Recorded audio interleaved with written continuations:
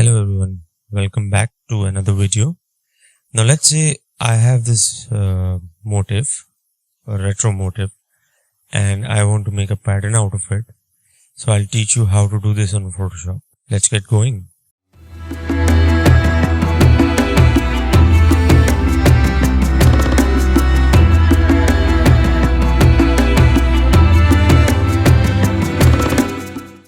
First of all, I will open this in Photoshop like this. After that, I will go to edit. I will go to define pattern and then name whatever.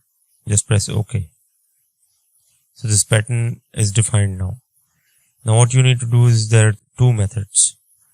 First is just open a new document, file, new, and whatever dimension of the document you want to open, such as in my case I want to open, let's say A4.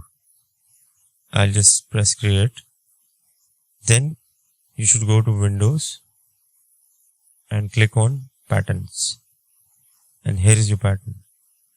For that you want to fill this pattern in this entire space. What you need to do is just unlock this layer, press Ctrl A, click this, and there you go, your pattern is here in the entire canvas. Now what if I told you can change its scale by just clicking it here, and now this is the scale, this is the angle. So you can now change the scale like this. You can also manually put the numbers. For instance, I like to be like 35. This looks nice. You can also change its angle like this, or if you don't like the angle on it, then you can leave it as is. So for now I like this pattern repeated multiple times, formed into a design. So I'll just press OK. Now I can save this file, save as, and I can save this as a PSD file, new pattern. Another way of doing this is that, for example, I have a dress here. I'll open this.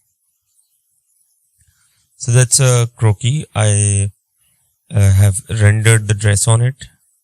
So let's say you want to fill this dress with the pattern. So the steps you're going to do is, first of all, you need to make a selection of the dress, which I have already made. This layer, dress. So you keep pressing Ctrl on your keyboard and click here on the thumbnail. So the selection is activated. Now what you need to do is go to this window, pattern, and just click on this. The pattern appears here. Again, if you like it as is, just save it. Otherwise, you can also change the scale. So double click on this, and this is the scale. So I'm going to change its scale. I'm going to scale it down. I can also manually input the scale by maybe pressing arrow keys on my keyboard or just entering a number. So let's say if I am happy with this scale and I don't want to change the angle for this one, or maybe we can try the angles like this. But let's say angles are not looking nice, just press 0. And you like it as is, just press OK. So there you go, your pattern is ready, and you've put your pattern into a selected area rather than the entire canvas. So that's it for today, guys. Hope you liked the video. Do give it a subscribe. See you in another video.